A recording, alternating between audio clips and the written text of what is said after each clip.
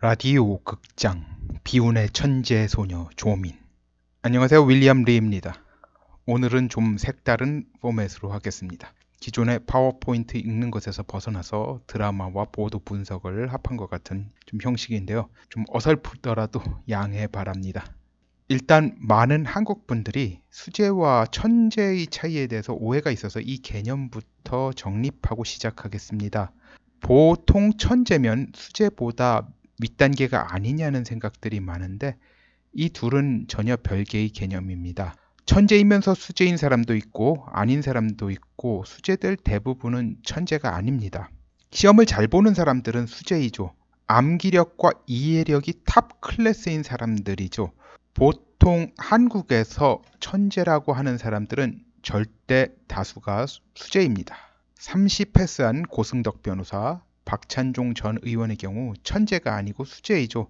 그런데 이제 획기적 전환을 이루는 논문을 쓰는 경우에는 이제 천재일 가능성이 높습니다. 그러니까 뭐 고승덕 변호사가 천재인지 아닌지는 뭐 모를 수도 있는 거예요. 그 기회가 없었기 때문에 자기가 학자로 나아간다든지 이공계로 나간 게 아니고 보통 뭐 법학에서 새로운 개념을 갖다 만들 수 있는 그런 학자로 나간 적이 없기 때문에 모르는 걸 수도 있습니다. 천재인데 그냥 묻혔을 수도 있고요. 뭐 천재가 아니다라고 단정할 수는 없지만 일단 드러난 걸로만 봐서는 수재이다라고 판단할 수밖에 없죠. 즉 천재는 창조성이 결정적으로 중요한 요소예요. 그러니까 뭔가 새로운 걸 만들어내든지 아니면 응용을 해가지고 그래도 새로운 개념을 뽑아내든지 뭐 그런 것입니다. 천재의 대명사가 알버트 아인슈타인이죠. 이 사람을 살펴보기로 하죠. 이 사람은 수학 물리학은 엄청 잘했는데 이제 프랑스어가 낙제급이라서 독일 내에서 들어갈 대학교를 못 찾았고 스위스의 취리 연방과학기술대학교 입학시험에서 불합격했지만 물리 수학 점수가 만점인 걸 아까워한 학장의 배려로 그 다음에 이 대학교에 입학했습니다.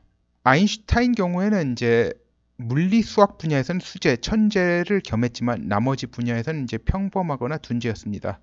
학교를 갖다 다닐 때 수업을 많이 빼먹어가지고 교수들의 미움을 많이 받았죠. 그래가지고 당장 학교에 그 교수로 임용되거나 그것은 좀 힘들었어요. 수업 태도가 불량해서. 왜냐면 자기는 이미 그걸 앞서 나가는 그 진도가 앞서 나가는데 교수 수업 듣기가 좀 이제 지루하다. 그래가지고 수업을 많이 빼먹었습니다. 이제 한국에서 이제 보통 이제 천재하면 모든 분야의 수재인 사람들을 갖다, 그러니까 어떤 시험을 봐도 잘 보는 사람, 그런 사람들을 갖다 천재라고 하고 하는데 이거는 좀 잘못된 개념입니다. 아무튼 오늘은 최근에 한국에서 큰 화제가 된 조민 씨에 대해 다뤄보려고 합니다. 제가 페이스북 등에서 조민 씨를 너무 한 방향에서 바라본 것 아닌가 하는 이제 생각이 들어서 이제 반성을 하는 의미에서 조민 씨가 이제 비운의 천재일 수도 있다는 방향으로 가상 드라마를 만들어 봤습니다. 이 드라마는 조민 씨가 그 문제의 병리학 논문의 제1저자가 될 만한 사람이라는 가정하에서 만약 그렇다면 그 후에 의학전문대학원에 입학해 병리학 과목에서 낙제를 당한 까닭이 뭔지 지금으로선 그나마 합리적인 설명이 뭐 이거밖에 없습니다. 그러면 이제 시작하겠습니다. 서울법대 조국 교수는 요즘 고민이 큽니다. 딸을 기껏 외국어 고등학교에 밀어 넣었더니 공부는 양과 가만 나옵니다. 밴드 활동을 하는 것에만 정신이 팔려 있습니다. 그래서 딸과 이야기를 나눠보기로 했습니다. 내 딸 미니 학교 다니는 게 좀 힘든가요? 아빠, 아무래도 문과는 제 적성이 아닌 것 같아요. 조국 교수는 긴장합니다. 학교 그만두고 밴드 할까봐입니다. 그런데 문과? 아니 공부가 적성에 안 맞는다는 건 아니고 문과가 적성에 안 맞는다니? 아빠, 제 적성은 의학이나 생명과학 같아요. 아니 이게 무슨 개풀 뜯어먹는 소리인가? 조국은 한동안 어리 빠져 아무 소리를 못했습니다. 애 데리고 소아청소년 정신과에 데리고 가서 감정받아야 하는 거 아닌가 하는 생각이 들었습니다. 사실은 요즘 용돈 받은 거 가지고 유전학 교과서 샀어요. 미나, 너 왜 이래?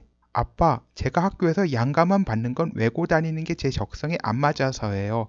재미가 없어요. 그리고 전 학교 공부는 거의 안 하고요. 밴드하고 유전학 교과서만 읽고 있어요. 조국은 갑자기 머리가 멍해졌습니다. 미나, 지금 아빠는 이해가 안 된다. 당신 말이론 이해가 안 될 거예요. 당신은 형법 교수란 사람이 형법 전문에 오상방위가 없는 것도 모르셨잖아요. 갑자기 나타난 아내가 한마디 거듭니다. 아무튼 우리 미니 의사 한번 만듭시다. 그런데 조국은 의문이 들었습니다. 오상방위도 모르던 내 유전자 받고 천재가 나올 수 있나? 아무튼 여기서 이제 바로 논문의 제1저자가 되는 것으로 뛰겠습니다. 자, 이미 천재인 걸 가정하고 말씀드린다고 그랬어요. 그래서 범죄같이 다루는 게 안 돼요. 이 나무위키에 그 다음과 같은 내용이 있는데요. 이거는 조민과 같은 천재에게 적용되는 이야기가 아닙니다. 우리는 조민이 당시에 폰 노이만을 능가하는 수재 겸 천재였음을 알아야 합니다. 다만 폰 노이만 같이 전체를 아우르는 수재 겸 천재는 아니고 특정 분야에서만 그런 거예요. 나머지 분야는 이제 둔재 수준이다. 아인슈타인이 그랬지 않습니까? 그래가지고 자, 그래서 이하는 나무위키에 나온 내용이에요. 이 논문의 가장 큰 문제는 상식적으로 고위 문과생이 주도적으로 작성하는 건 불가능에 가까운 논문이라는 것이다. 고등학생이라고 해도 지도받은 대로 단순 실험을 해서 데이터를 만드는 것 정도는 가능하지만 단순히 실험을 했다고 제1저자를 주지 않는다. 황우석 논문 조작 사건 이후인 2008년 1월부터 의학계는 의학 논문 출판 윤리 가이드라인을 준용했다. 이에 따르면 학술 계획과 자료 수집에 상당한 공헌을 하고 논문을 작성하거나 중요한 내용을 수정하는 조건 등을 모두 충족해야 저자가 될 수 있다. 이 가이드라인에 따르면 논문의 제1저자가 되기 위해서는 논문의 핵심 내용을 디자인해야 한다. 즉 기존 연구들 대비 논문이 어떤 점이 달라서 논문으로서 가치가 있는지 알아야 한다. 일단 시간적으로 물리적으로 불가능에 가까운 이유가 있다. 해당 논문에는 참고 문헌만 30개가 달려있는데 2주란 시간은 전공 연구자들이 이 30편의 논문을 읽는데도 부족한 시간이다. 그리고 통상 SCI 논문의 경우 대략 3인 내외의 심사위원들이 심사 후 교신 저자에게 질의서를 보내고 저자의 답변을 심사위원이 검토 후 게재 수정 후 게재 또는 게재 부적합을 판정하는 과정이 있다. 이 과정은 최소 3개월에서 보통 1년 걸릴 수 있어서 제1저자가 되는 데는 천재성 여부와 상관없이 2주 내 작성은 물리적으로 불가능하거나 그 전에 이미 완성되어 있어야 한다고 볼 수 있다. 국가과학기술지식정보서비스 이하 NTIS의 논문에 포함된 연구비 기재란에 보면 과제 주제가 LPS로 감작된 신생 흰쥐에서 스테로이드가 뇌의 백색질 발달에 미치는 영향에 관한 발생학적 연구로 되어 있는데 이 과제 연구비 사용기간은 2006년 7월 1일부터 2007년 6월 1일이다. 1년 사이에 이미 모든 연구비가 소진되었다. 조민이 2008년에 인턴을 하였을 때 이미 연구 결과가 모두 나왔기 때문에 연구 결과에 상당한 기여를 했다고 보기 어려우며 그런 경우 제1저자에 등재될 수 없다. 자, 생명윤리 위반, 의료법 위반, 그리고 이런 거 행정 착오일 수도 있지 않습니까? 하여튼간 그래가지고 이런 것들은 조민의 천재성하고 아무 상관이 없기 때문에 생략하겠습니다. 아무튼 천재도 안 된다고 위에서 말을 했지만 조민이 보인 천재성은 인류 역사상 최고 천재라는 폰 노이만의 천재성을 능가할 가공할 만한 거였어요. 사람들이 너무 폰 노이만을 갖다 기준으로 삼는 것 같아요. 이 책장을 막 넘기면서 그 내용을 100% 정확히 기억하는 극단적 포토그래픽 메모리와 더불어 그 내용을 100% 다 이해하는 가공할 지능을 보인 겁니다. 한 장 넘기는데 5초, 그러니까 동시에 2페이지를 갖다 딱 봅니다. 5초 내. 그리고 다 이해합니다. 거의 이런 수준이에요. 우리 조민 씨를 갖다 뭘로 보고 이런 나무 위키 내용을 썼는지 모르겠습니다. 아무튼 이런 수준의 논문 30편을 소화하는 게 그 정도 시간이 걸리지 않아요. 이런 극단적 수재성에 더해 이를 다 소화해서 새 논문을 써내는 극단적 천재성을 보인 겁니다. 즉 조민은 절대 보통의 수재 천재를 능가할 수 없다는 나무 위키가 잘못한 거예요. 그리고 조민이 인턴 되기 전에 이미 공헌을 했을 거란 생각을 왜 못하는 건가요? 저 당시 조민은 하루에 2-3시간씩만 자면서 이게 실험 논문 작성에 매달렸을 수도 있어요. 근데 이제 그만한 대가를 치러야 했습니다. 두뇌 역량을 여기 다 쏟아붓느라 다른 부분에서는 완전 영구 맹구 같은 모습을 보였어요. 참고로 영구와 맹구는 한국 TV 코미디 역사상 가장 유명한 두 바보 캐릭터이며 이 중 맹구는 오리지널 캐릭터이지만 영구는 이제 드라마 여로에서 차용한 캐릭터입니다. 이에 관해서 이야기하면 너무 길어지기 때문에 여기서 끝내고요. 자, 하여튼간 조민은 이제 남들이 보기에 모자란 것 같은 모습 보이고 했어요. 그러니까 한글 맞춤법도 엉망이고 근데 원래요 이 편향된 천재들은 이런 모습 보일 수 있는 겁니다.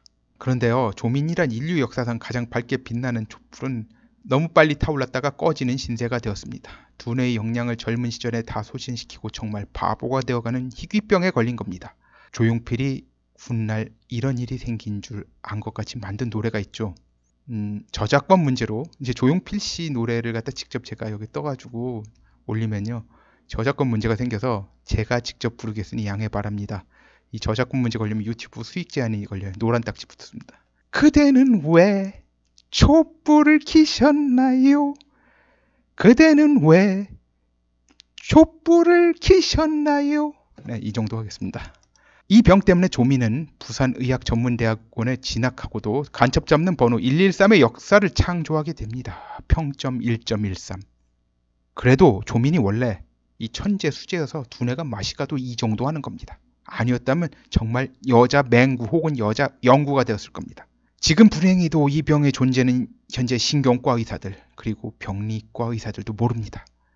현대의학으로는 다른 방법은 없고 오로지 뇌를 생검해서 전자현미경으로 봐야 알 수 있는데, 그렇다고 살아있는 사람 두개골을 갈라서 뇌를 잘라내는 건 안 될 일이죠. 훗날 역사는 이 병을 조민병이라고 명명할 겁니다. 역사상 전무후무한 비운의 천재 소녀를 기리기 위해서 말이죠.